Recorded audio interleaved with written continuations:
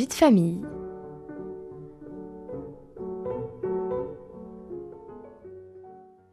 Il arrive que la maladie s'invite dans nos vies, avec ses contraintes et ses obligations. Nos familles, nos collègues et nos amis sont alors de précieux soutiens et la solidarité s'organise. Faire les courses, s'occuper des enfants, préparer des repas, nombreuses sont les initiatives. Mais nous avons voulu aujourd'hui vous partager la belle idée du taxi papote que Véronique et Sylvie ont expérimenté et qui les a beaucoup soutenus pendant leur cancer. On vous en dit plus et on vous explique comment ça marche dans l'émission Vie de famille, présentée aujourd'hui par Ségolène Boussion. Bonjour Véronique. Bonjour. Bonjour Sylvie. Bonjour. Et merci d'être avec nous. Alors Véronique, je vais commencer tout de suite par vous, car c'est vous qui êtes à l'initiative du taxi papote. Est-ce que vous pouvez nous dire comment est née cette idée ? Bien sûr. D'abord, en introduction, on peut dire que l'annonce d'un cancer est un vrai événement pour soi-même et pour la famille.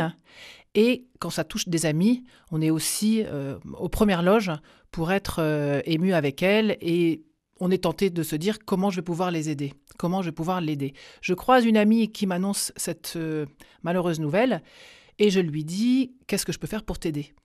Est-ce que je peux faire un plein de bouffe ? Est-ce que je peux faire du ménage chez toi ? Est-ce que je peux aller chercher tes enfants à l'école ?» Et puis, elle me dit « Écoute, si tu peux m'emmener demain à ma séance de rayon, parce que je sais pas comment y aller, mon mari n'est pas disponible. » Ok, je l'emmène. Et je la ramène chez elle. La séance dure quelques minutes, vraiment, sur place à l'hôpital. Et puis, une année plus tard, la nouvelle me tombe dessus à son tour. C'est votre tour. Exactement. Et là, une amie me dit « Qu'est-ce que je peux faire pour t'aider ?»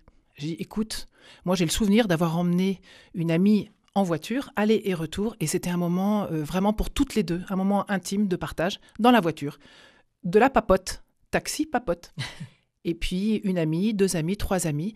Et on a pu créer une sorte de chaîne de solidarité entre nous, en toute simplicité. Le soir, je donnais l'horaire de la séance du lendemain par mail. Et puis, les amis se prononçaient. Je suis libre, je t'emmène. Alors, c'était en quelle année ? 2012. 2012. Et vous, Sylvie, vous avez aussi eu un cancer du sein. Du sein, tout à fait, en 2021. En 2021. Et vous avez eu envie de reprendre cette idée du taxi papote. Tout à fait, parce que j'avais participé donc au Taxi Papote. Vous êtes amis, toutes les deux. Voilà, nous sommes amis, donc de Véronique. Et j'avais beaucoup apprécié, effectivement, de partager ce moment-là. Je n'ai fait qu'une fois la conduite, voilà, mais elle m'a marquée, je me rappelle très, très bien. Et donc, quand, effectivement, en 2021, on m'annonce également un cancer du sein, voilà, très, très rapidement, je me suis dit, voilà, cette idée m'est revenue en tête. Et donc là, j'ai constitué un petit groupe WhatsApp, puisque le WhatsApp n'existait pas en 2012, mais existe bien en 2021. Voilà, en contactant des amis proches, des collègues, voilà, pour essayer de répondre à cette même demande, finalement, de partager ces allers-retours, voilà, en toute confiance et amitié avec tout le monde. Parce qu'en fait, ça dure, concrètement, ça dure combien de temps ? Vous aviez le temps dans la voiture et le temps sur place ? Finalement, c'est assez court. Puisque donc la personne, l'ami ou le collègue vient vous chercher là où vous êtes. Moi, j'étais soit en télétravail, soit au bureau. Donc, la veille, je précisais oui, il fallait venir vous chercher. Quel était le lieu de rendez-vous. Voilà, on n'a pas à se soucier de prendre une voiture, de savoir de où est-ce qu'on va se garer, etc. Donc, on allait décharger de cette contrainte. Se décharger de toutes ces contraintes. Donc, papoter sur le trajet. Et puis, cette amie vous laisse à la porte du cabinet de radiothérapie. Et comme c'est assez rapide, elle vient 10 minutes, un quart d'heure plus tard, vous rechercher quand vous êtes sortis et vous ramener donc au même endroit. Donc, c'est finalement assez court, mais c'est un moment de partage. Voilà, c'est vraiment c'est fantastique. Et vous, Véronique, c'était le même façon de faire ? Exactement. Et puis l'idée, c'est pour ne pas abuser non plus du temps des amis. En gros, moi, j'habite toujours d'ailleurs, à une demi-heure de l'hôpital. Donc, une demi-heure aller et une demi-heure retour. On a 1 heure de papote. Et pendant 1 heure, on se dit beaucoup de choses. on est, pas en face à face, mais on est dans la voiture Justement, en même côte à temps. côte, quelquefois c'est mieux pour se dire des choses. Voilà, et on parle de la pluie, du beau temps, des actualités. On ne parle pas forcément de son cancer et de ses soins, mais en fait, tout est très, très libre. Et puis, l'idée, moi, je me souviens, c'est on n'enchaîne pas avec un café. Parce que sinon, on prolonge. Et finalement, moi aussi, quand je rentre de ma séance de radiothérapie, j'ai encore des choses à faire à la maison ou au travail. Donc, en fait, c'est 1 heure, c'est un temps volé.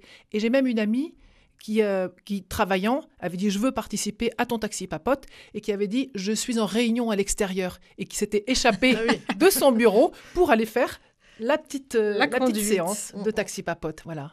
Et alors, par quel biais, vous, Véronique, vous étiez en lien avec cette grande communauté familiale, amicale que vous avez créée est-ce que vous savez combien de personnes ont participé à votre taxi papote? Je dirais une vingtaine. Une vingtaine. Alors, certaines venaient, sont venues une seule fois, comme Sylvie, et puis certaines venaient 2 fois par semaine parce que elles étaient heureuses de s'occuper ainsi. Et elles avaient le temps. Et elles répondaient par mail, c'est ça qui était amusant. Alors vous envoyez un mail particulier Alors, j'envoyais tous les soirs, ou tous les jours en rentrant de l'hôpital, un mail avec l'heure de la séance du lendemain, parce que c'était variable selon les jours, selon les disponibilités des médecins.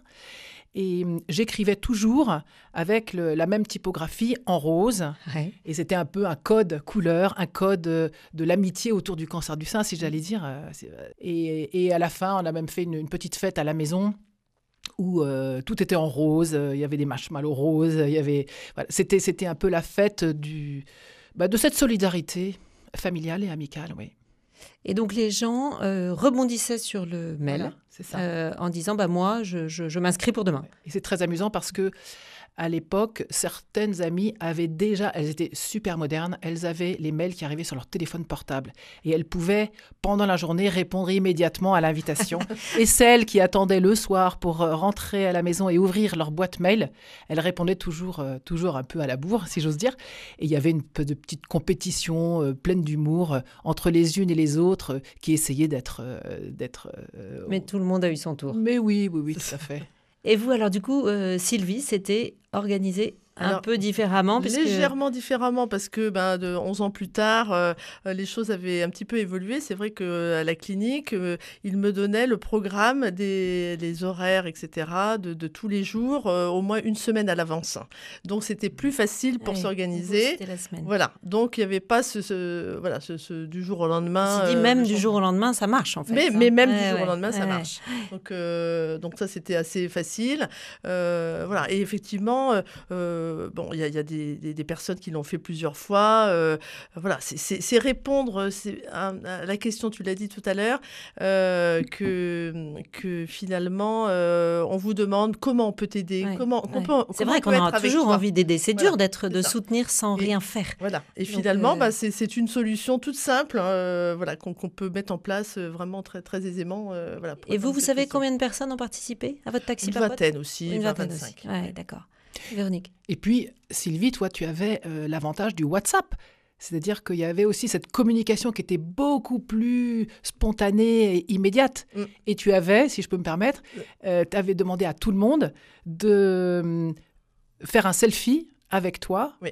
Et le thème du rose, ça tu peux peut-être le raconter. C'est pour ça que je voulais vous demander s'il y avait des consignes, en fait, un peu pour les amis qui viennent vous chercher. C'est pour mettre un petit peu de joie et dans ces allers-retours. Donc le thème du rose, bien évidemment, pour le cancer du sein. Et donc j'avais demandé à chacune de venir, puisqu'il n'y a eu que des femmes, en fait, sauf le dernier jour, mon mari. Mais autrement, chacune de venir avec un petit accessoire rose. Et donc et de se prendre en selfie, effectivement, toutes les deux, dans la voiture avec ce petit accessoire rose. Et du coup, si vous nous racontez un moment très concret Véronique, je peux raconter, elle est arrivée avec une grosse perruque rose. Donc, voilà. Et donc, chacune a eu sa possibilité, d'être créative. Voilà, donc c'était un petit clin d'œil, on va dire. C'était un petit clin d'œil au cancer. Voilà. Mais c'est vrai que ce sont des moments d'intimité, comme tu l'as dit, dans la voiture. On ne parle pas que du cancer, mais un jour où ça va moins bien, on peut aussi Voilà. Et puis peut-être que le jour où on a un coup de mou, de voir les amis, les collègues, les voisins qui viennent, la famille, qui sonne et qui vient pour vous. C'est ça. C'est vraiment précieux. un gros réconfort. Oui. Et puis, c'est un moment où on est vraiment dans le lâcher-prise, quoi. Parce que même quand l'ami vient vous chercher, c'était assez amusant. Pas stresser sur l'heure. Faut pas stresser on sur fait l'heure. confiance. On fait confiance. Il y a celle qui arrive pile poil, il y a celle qui arrive 10 minutes avant. Et surtout, on se dit même pas « Oh, mais elle va passer par là. Ah, c'est pas le trajet le plus rapide. Ah, mais pourquoi ?» Chacun organise son trajet, met la musique qu'elle veut. On se laisse totalement porter. Et ça, c'est délicieux. Et ça... Et porteur. Et ça nous aide à tenir sur la durée, parce que quand on a 25 ou 30 séances, la fatigue aidant, puis à côté, on continue à travailler, à gérer la maison et les enfants. On se sent privilégié, en fait, assez gâté dans cet accompagnement. Tout à fait. Et justement, vous avez donc toutes les deux la chance d'avoir de la famille, pas mal d'amis là où vous habitez. Comment est-ce que ça pourrait être mis en place aussi, finalement, avec des voisins, des collègues Est-ce que... Parce que finalement, il y a beaucoup de gens qui ont envie de nous aider. Sylvie? Je pense que ça peut se mettre en place très aisément dès lors que vous avez justement des gens qui s'intéressent à votre cas, où vous avez livré quand même le fait d'avoir eu un cancer du sein, parce que parfois c'est... On n'a pas envie de le dire. Voilà, c'est plus caché. Oui, c'est ça, tout le monde n'est pas... C'est pas forcément une idée qui plaira mais à tout le monde. Mais un collègue, un voisin, des enfants qui sont grands... voilà, il faut avoir un peu des amis. Faut accepter aussi effectivement de se livrer et de dire j'ai besoin d'aide. On peut aller demander aussi de l'aide. Voilà. De se laisser aider, de se laisser porter par l'idée.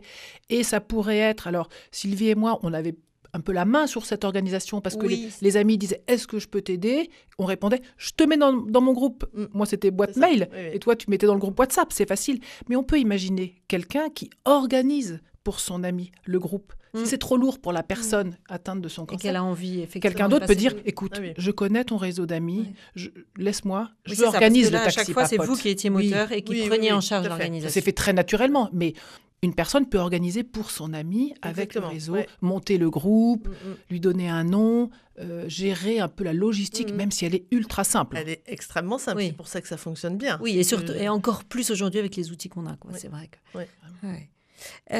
Voici le moment de la pause musicale. Nous allons écouter La tendresse de Bourvil et l'on se retrouve juste après avec Sylvie et Véronique qui nous partagent une expérience originale, le taxi papote.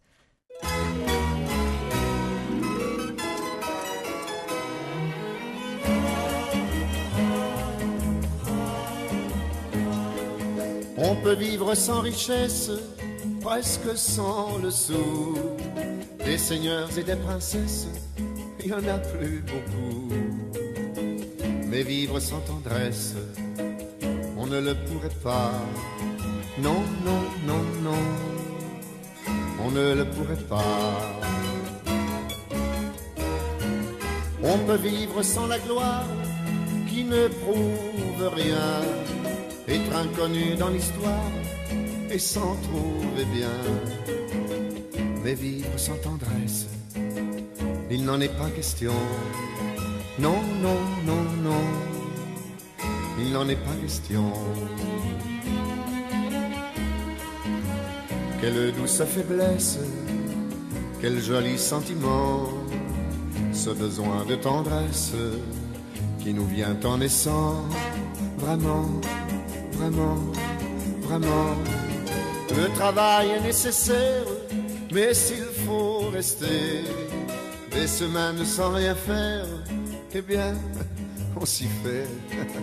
Mais vivre sans tendresse, le temps vous paraît long. Long, long, long, long, le temps vous paraît long. Dans le feu de la jeunesse naissent les plaisirs, et l'amour fait des prouesses pour nous éblouir. Oui, mais sans la tendresse, l'amour ne serait rien. Non, non, non, non, l'amour ne serait rien. Quand la vie impitoyable vous tombe dessus, on n'est plus qu'un pauvre diable, broyé et déçu. Alors, sans la tendresse d'un cœur qui nous soutient, non, non, non, non, on n'irait pas plus loin.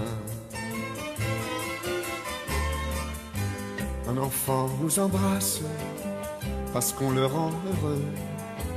Tous nos chagrins s'effacent, on a les larmes aux yeux. Mon Dieu, mon Dieu, mon Dieu, dans votre immense sagesse, immense ferveur, faites donc pleuvoir sans cesse au fond de nos cœurs des torrents de tendresse pour que règne l'amour, règne l'amour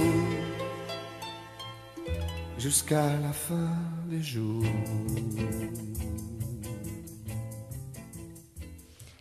Vous êtes bien dans Vie de famille, nous sommes aujourd'hui avec Véronique et Sylvie qui témoignent du taxi papote, soutien très concret pour les trajets à l'hôpital. Après avoir vu comment l'organisation s'est mise en place, nos invités nous livrent maintenant leur ressenti face à cet élan de solidarité pendant leur maladie.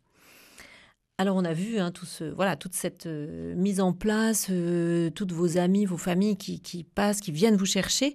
Est-ce qu'il y a quand même un peu une atmosphère différente dans la voiture? Parce que ce n'est pas une prise en charge habituelle. Sylvie? Oui, c'est pas un trajet habituel. Je crois qu'il y a une communion qui se fait immédiatement, parce qu'on sait que le sujet, il est là. On n'en traite pas forcément, on parle de toute autre chose, mais l'objet, il est entre nous, il est connu, et donc ça rend peut-être plus vrai et rapidement, parce que les trajets sont pas très longs, finalement, les relations qu'on a avec toutes les personnes qui nous apportent de l'aide. On va plus vite à l'essentiel. On va plus vite à l'essentiel, donc il y a une côté vérité dans le trajet. Et unique aussi, unique, je crois qu'il est...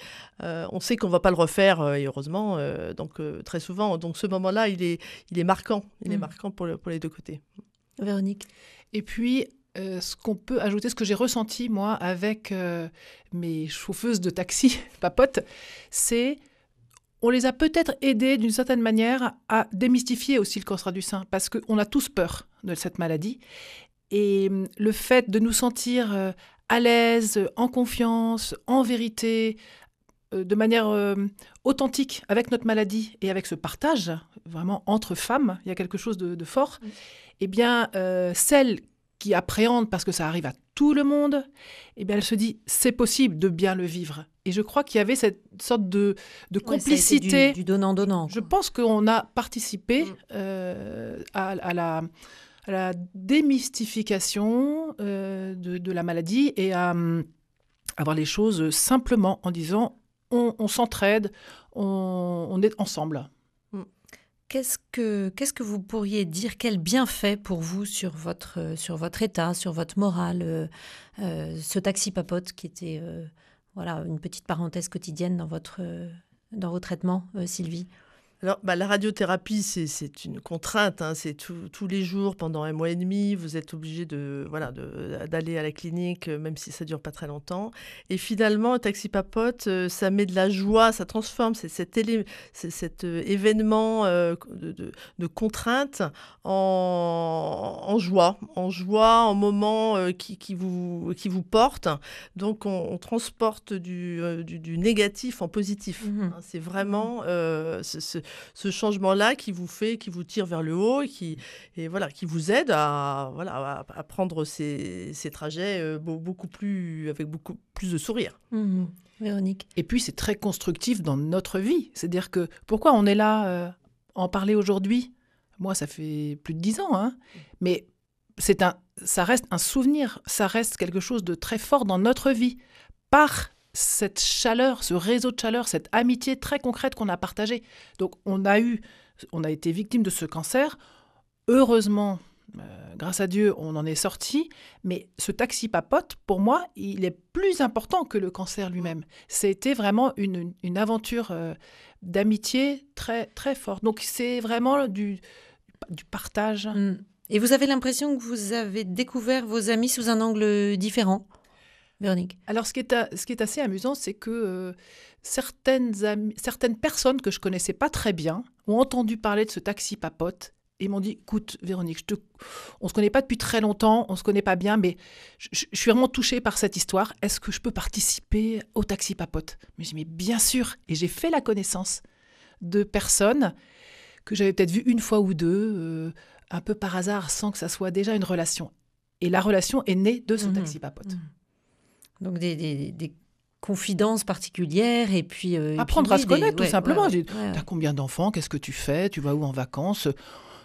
Comment ça va, quoi ? On apprend à se connaître. Et 1 heure, c'est beaucoup et c'est précieux. Est-ce que vous en avez parlé en famille ? Comment est-ce que vos familles ont réagi ? J'imagine que vous en avez parlé en famille, mais comment est-ce qu'elles l'ont vécu ? Parce qu'on peut être soulagé de vous savoir bien entouré, et bien prise en main, mais on peut se sentir aussi quelquefois un peu dépossédé. Sylvie ? Oui. Alors, c'est vrai que je me souviens d'une remarque de mon médecin traitant qui avait dit le cancer du sein, c'est évidemment donc maladie très souvent pour les femmes, mais le conjoint est vraiment le mari, c'est aussi un problème de couple. Hein. Et donc, il avait dit attention à pas se focaliser finalement sur la femme. Le mari a toute sa place dans cette histoire-là. Et donc, c'est vrai que moi, mon mari, il a été très soulagé, comme vous dites, de me sentir entourée, parce qu'il n'avait pas toujours la disponibilité non plus pour faire tous ces trajets, surtout qu'il travaille loin. Mais donc, il était soulagé, il a fait baisser son niveau d'inquiétude, il me sentait bien avec mes amis, mes collègues, etc. Néanmoins, je lui ai réservé le dernier... le dernier trajet. C'était important, vous sentiez que c'était important. Oui, c'était très important. Ouais. Et vos enfants, ils en ont parlé ? Alors, nos enfants maman, t'as trop de chance. Ah complètement. Ouais. Ils ont trouvé ça l'idée géniale. Et d'ailleurs, je suis très heureuse de pouvoir en parler aujourd'hui avec Véronique, parce que c'est vrai qu'il faut qu'on partage cette expérience. Donc, évidemment qu'ils étaient très, très heureux que ça se passe comme ça. Oui. Et vous, Véronique, dans votre famille, comment est-ce qu'ils ont réagi ? Donc moi, j'avais encore les enfants à la maison à cette époque-là. Je pense que j'en ai pas tellement reparlé avec eux après, mais je pense que ça les a délestés d'un poids. Cette grande adolescence-là, ils sont dans leur trip, dans leur réalité d'ado à l'école. Et moi, j'avais ma vie un petit peu à côté, encouragée par ce réseau d'amis. Et j'ai peut-être... je leur ai peut-être permis de pas être trop impacté, inquiet. Envahi par ça. Et ce qu'on peut dire aussi, c'est que, en effet, comme dit Sylvie, en parler, témoigner, partager cette expérience, elle est tout à fait transposable à n'importe quelle maladie. Voilà, on n'est pas obligé d'avoir un cancer du sein. Oui. Pour exercer le Taxi Papote. On peut avoir une amie dont le fils est malade, et pourquoi pas, on peut se relayer aussi pour alléger certains trajets. L'idée, c'est octroyer un temps défini pour soulager mécaniquement, logistiquement les personnes les plus proches. Donc, ça peut être pour les aidants également. Et quand vous rentrez le soir, enfin la journée après avoir eu ce temps de Taxi Papote, vous aviez envie de le partager en famille ou de le garder un peu comme une bulle bien-être, comme un doudou, un petit lapin bleu qui nous apporte du réconfort, enfin, à chaque fois vous racontiez un peu ou au contraire vous le gardiez pour vous ? Si, moi je partageais ces petits moments-là, petites anecdotes ou autres. Même si le vécu, il est personnel. Donc, c'est pas toujours très simple de tout partager. Mais moi, j'en parlais très, très aisément avec mon mari. Oui, puis il y avait en effet des petits gags. Je peux en citer un. Une amie m'emmène et la veille, elle se fait une entorse un peu terrible. Elle marche avec des béquilles. Elle ne peut plus conduire. Mais elle voulait garder sa place dans le Taxi Papote, donc c'est moi qui l'ai emmenée. Et au retour, elle me dit « Oh, mais au fait, faut que j'aille chez le cordonnier chercher des... Oh, puis j'ai un papier à aller chercher à la banque. » Et là, pour le coup, on n'a pas pris de café, mais j'ai fait le Taxi Papote et c'est moi qui ai fait son taxi. C'était une aide que vous apportiez aussi. Alors, on a un petit clin d'œil avec un micro-trottoir de quelques participantes qui témoignent en 2 mots vraiment de ce qui les a le plus marqués. Et comme ça, après, vous pourrez aussi nous dire si vous savez ce que vos amis en ont retiré. Pour moi, le Taxi Papote, c'est de l'amitié, de la vraie amitié. L'émotion du déjeuner avec tous ceux qui ont participé au Taxi Papote. Des moments d'intimité, de service, de joie, de vérité. Taxi Papote, c'est de l'entraide, et du soutien et de l'accompagnement d'une personne qui a besoin de soins. Être en communion. Voilà, donc quelques petits témoignages, donc d'être en communion, d'apporter du soutien, des choses qui ont marqué chacun, d'être dans la vérité. Et donc, est-ce que bon là c'est un petit clin d'œil, mais est-ce que vous savez en fait ce que vos amis en ont retiré? Qu'elles vous ont dit? Parce que finalement, vous n'avez eu que des femmes qui ont, mis à part votre mari, Sylvie, à la fin. Est-ce que vous pourriez dire un peu ce que vos amis vous ont partagé, si vous savez ce qu'elles en ont retiré? Véronique. Peut-être qu'elles aimeraient bien qu'on fasse la même chose pour elles le jour où ça leur arrive. Voilà, on est dans la communion et l'espèce d'expérimentation sur des nouvelles situations. Et je pense que ça a consolidé des amitiés. On leur a fait confiance, elles nous ont fait confiance. Sylvie, vous voulez ajouter? Et ces amis-là sont des bons porte-parole, finalement, pour diffuser cette excellente idée que j'ai reprise, moi. Je pense que c'est effectivement un moyen de diffuser aussi auprès d'autres publics. Enfin, voilà, malheureusement, la maladie touche beaucoup de monde. Et donc, elles ont tellement apprécié faire leur part, en fait, faire leur part dans cette maladie. Et donc, qu'elles en parlent très aisément, donc ça c'est chouette. Et alors moi, en préparant l'émission, j'avoue que quelqu'un m'a demandé si il existait une plateforme, quelque chose de Taxi Papote, donc je dis non, on va en parler, et puis pourquoi pas le monter, donc ça sera le projet d'après. Est-ce que juste vous avez organisé quelque chose de particulier à la fin de votre traitement, puis du Taxi Papote surtout, quand il n'y a plus besoin de faire ces trajets-là? Véronique, juste pour terminer. Oui, on a presque du mal à se séparer à la fin d'un Taxi Papote, même si on est heureux que le traitement soit terminé. Eh bien, tout simplement, ça s'est conclu par un déjeuner à la maison. Chacun amène quelque chose. On met des bonbons roses partout. Et puis, on célèbre cette amitié et puis la guérison. Et vous, Sylvie? Oui, et moi j'ai fait à peu près la même chose. Voilà, le thème rose, effectivement, était bien présent. Était bien présent. Voilà, donc c'était un moment où on s'est tous retrouvés et certaines se sont aussi découvertes puisque voilà, tout le monde ne se connaît pas. Voilà, tout le monde ne se connaît pas. Donc c'était un joli moment effectivement pour fêter la fin de la radiothérapie. Oui, et c'est vrai que par WhatsApp ou par mail, on fait du réponse à tous en permanence. Donc, on a des réponses de personnes qu'on ne connaît pas et les anecdotes... un peu d'humour. Et les anecdotes du temps du traitement et du Taxi Papote sont révélées au grand jour et tout le monde se reconnaît. Un très grand merci Sylvie et Véronique d'être venues dans Vie de famille nous raconter cette belle initiative du Taxi Papote, à partager bien sûr, sans modération et à organiser suivant nos propres configurations familiales, amicales, de voisinage ou professionnelles. Vous pouvez retrouver notre émission en podcast sur le site de la radio. Merci beaucoup et à la semaine prochaine.